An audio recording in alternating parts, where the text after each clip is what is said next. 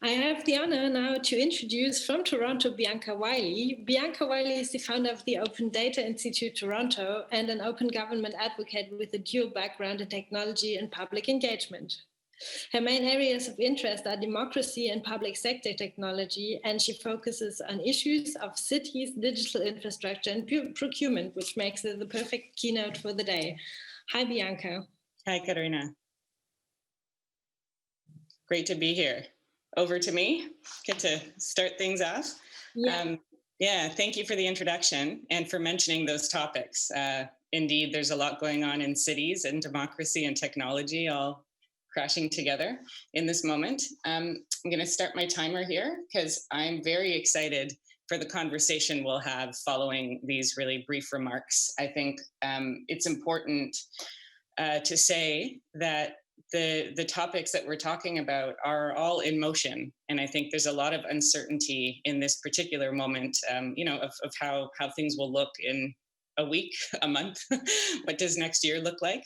And I think most of this thinking is best done together. So I'm going to keep this short, and I'm really excited for the broader conversation we'll have. I have basically 3 points I'd really like to touch on. They're a bit higher level, but I think we'll get into some more details when we speak as a group. I think the first thing and the first question really is, why is open government so important to this moment in cities as we grapple with how technology works in our cities? The second thing is about trust and trust in government and trust in each other versus trust in technology. I'm not sure if that is a common theme you're hearing, but in Canada, there's an effort underway to say, how do we make this technology trustworthy? And I think the conversation should really be, how are we making our governments more trustworthy? And how are we making our relationships with each other something that are really built on trust collectively in a democracy?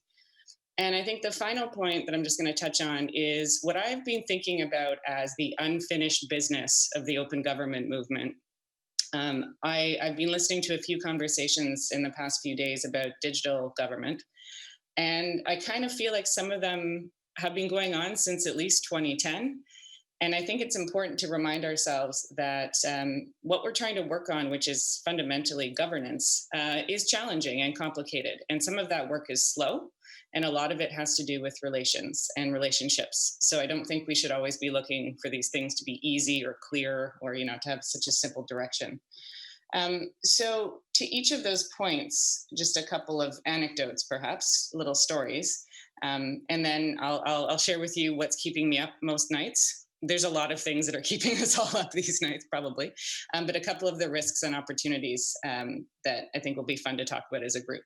But before I go on, the first thing about open government and why it's a really important time for it in this moment, to my mind, is that, and the reason I was attracted to open government has to do with some of my career I spent working with the public, doing public consultation. And what I realized and learned was that oftentimes when in democracy, when you explain to people why you make the decision that you make, even if it's unpopular, so long as you can provide the rationale for why you made a decision, we can move a lot more quickly together, as people in a democracy. And people are astoundingly, in some ways, reasonable, even if they don't like something. And I think one of the big lessons I learned from being in rooms, with 200 people, many of which didn't agree with each other on a particular issue, whether it was a new park in their neighborhood or the frequency of the trains that were going to be running, was that consensus is a bit of a myth. The thing that we need to aim for often in democracy is everybody saying, I guess I can live with that. I guess that's fine. I mean, I'm not super happy about it, but it's okay. That doesn't feel as exciting as an outcome to be striving for, but it's really important to keep that success level as what we are aiming for in a democracy.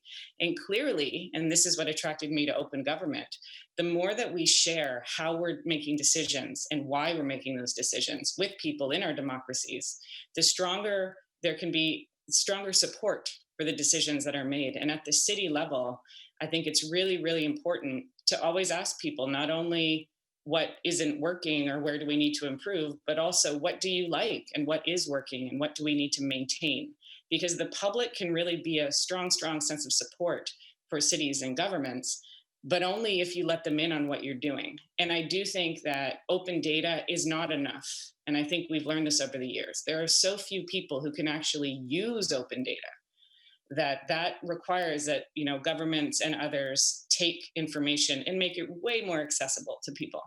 So I think that first point is really, in this moment of great change, being open and clear about how decisions are being made is a really big opportunity in the open movement. And I don't think governments have really taken that to its fullest possible extent. So I think that's a wonderful opportunity for us to build on. I think the second piece, in terms of trust in our government and in each other and not technology, this to me has to do with where we've, maybe if we look at the last 20, 30 years of technology specifically, as an example, in our cities, I think that we need to really stop in this moment and ask ourselves, where are we dealing with new things and new issues and new risks and new opportunities with technology? And where are we forgetting what we already know what we were doing? Where do we have a public mandate to implement technology without tons of consultation?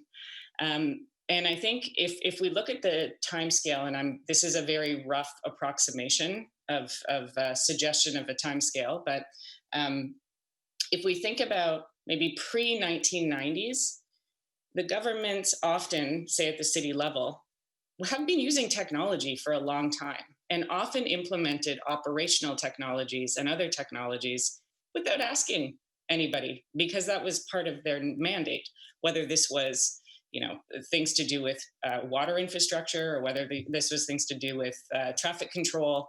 Many of these technologies were implemented without much thought. And to be fair, the extent of the issues related to personal information and those technologies was smaller and lower. But that was a moment in time we need to remember, when governments confidently applied technology to their operations without wondering if they had to ask about what they were doing. Then I think from 90s to it's still kind of here, but there was a very strong corporate narrative around the smart city.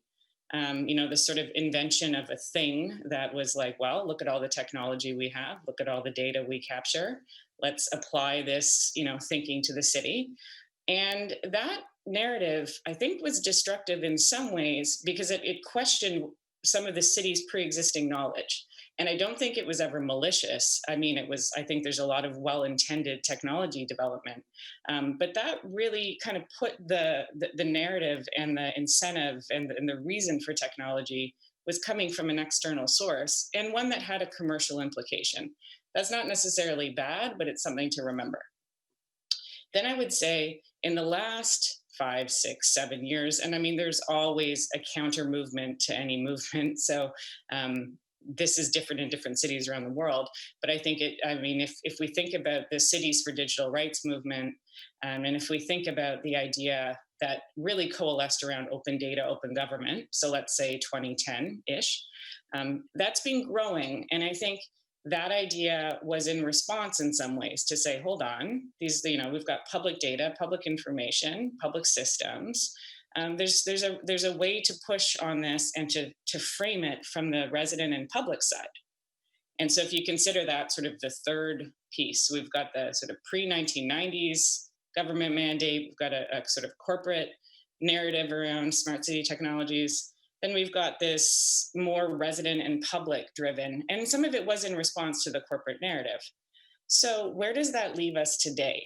And I think the question that we have today, and this gets into the third point, really stems from some of our unresolved open government issues. And I think the question for today is, how do we take some of that pre-existing, pre-1990s government mandate and think about what technologies should we just be implementing and know that with confidence that we have the right to do so, say we as the governments and as residents, that we don't have to overthink. And where have we opened up new issues? And I think the thing that never got resolved with open government was actually the governance of data and the governance of open systems. And so this is really the third point, and I think this is our unresolved work. And I think this can lead us into next year and how we think about and how we build on some of the work done by the Cities for Digital Rights Coalition, which is really to say, how do we address the fact that this opening of everything and this publicness of all of this information and technology, I don't think we got a public mandate globally to do that. I don't think there was large, wide, broad buy-in from the public as to this foundational assumption that so many things should be made open from a data, from a technology perspective. And so I've always wrestled with this tension. I've never believed everything should be open. I think the role of the government is different than the role, say, of the corporate sector. I think sometimes I find myself surprised I have to say that out loud. But I think that's really the heart right now of where we need to focus some of our energy, which is on governance. Because I'll give you a very specific example from Toronto, which I share often. And this gets into one of the major risks and one of the things that does keep me up at night, even though I mostly feel that this is all within, we have a lot of opportunity to address the issue that I'm going to raise. But what happened in Toronto, one of the case study pieces of the Sidewalk Toronto project that I was involved in, pushing back on and didn't think was well structured. One of the things that happened in Toronto was that a public corporation in charge of part of our city actually put out a request for proposal that asked a corporate entity to design governance. And so that is a thing that happened through a public lawyer or a set of public lawyers. And this, for me, is one of these risks, which is that unless we're very intentional about how governance works, about the rules for using our technologies, we are in a moment where the privatization of those rules can be happening with very, very little oversight. Because there was no law, there was nothing broken in Toronto that tender went out asking for a private sector entity to design the governance for data in a city. That went out to tender under the eyes of legal, professionals that were paid with public money. And what that says about our moment is that some of the things that are happening aren't happening because they're legal, they're happening because we haven't formalized the rules around them yet. And I just want to be very specific about this. And this ties to the concept of technological sovereignty in cities, which I think is something we should talk more about. When you privatize things, such as decision-making tools, which technologies are sometimes, or when you privatize systems that use data to make decisions, what you do is you start to create a black box around accountability. And a democracy is built on accountability. Democracy is built on explaining how decisions are made. And so I think that is one of those newer pieces that we need to contend with, which is that what happens through software and digitization is that you start to lose your capacity to go in and understand how things are working. And transparency is not enough. I mean, we need to talk about remedy. We need to talk about warranty. We need to talk about how do we make sure the systems do what they say they do? And if they don't, what happens? And so I think we're on a nice road right now to some of these things that help us talk about building that kind of accountability into these systems, but we're definitely not there yet. And I think just to build on, I think that the risks here is that the geopolitical environment, with the economy being, what it is right now, there's always pressure to grow somehow. And there's always, in a lot of countries, there's pressure to make that growth happen in the tech sector. I think, again, 2020, I don't know that there is such a thing as a tech sector anymore, to be honest. We have some very large tech companies, but every industry has a technology component, much like digital government is just becoming government, I think. So I think that pressure to have technology companies succeed, that often lands at the city level. There's a lot of planning going on in different cities to support and incubate business. So that creates a tension between what we need to do to make good governance for new technologies in cities because there's also that pressure for economic growth and development, which are both important. It's not to say one should follow the other, they're going to happen concurrently. But that sort of is for me, an area of risk that we really need to manage in terms of not losing control. And I think sovereignty is not that well understood a concept, from city to city. It probably varies around the world. But the idea that you need to be able to have control and define how the technologies work in your city feels very important from a democratic perspective. And how do you manage that pressure that there is right now, always to, develop and innovate and create new things, while figuring out how do we make sure that those things, respond to our democracy and that they bring people in. I'm going to end now on the opportunity that I see with technology. There are many, but I think one of the things that we need to think about more in our cities is how do we use technologies to bring people into their democracies more? How do we, I don't know if there's mesh networking happening in any kind of constant way in Germany. I know a couple of instances, but in terms of finding ways that local communities can define how their internet works and having to work on a governance structure together, decentralizing power and figuring out how you bring more residents into, how technology is used, I think is a big, big opportunity. And I'm going to end by saying that Taiwan is a very interesting example. If you've read about it or not, I'd recommend looking at it. There is a tool that was used there called Polis, and it's a really interesting tool that helps people come together online, uses machine learning, and allows people to share their opinions with each other, and then to see where they agree, where they don't agree, and then that kind of agenda setting power, sharing that more, and helping people have a different conversation about, what do people want to be talking about? How do we share some of that power through using technology and bring that to more residents? So there's some really neat, applications of technology. And I think I continually struggle to, as a, technologist, there's a lot of non-commercial ways to use technology in government. And I really hope that we can continue to invest in that capacity in government staff, in building things out.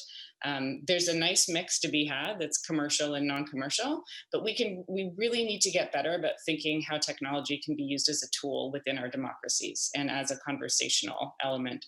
And so there's a lot of hope there for me, because we're all doing it now, right? Like here we are all from all over the world, just using the internet together.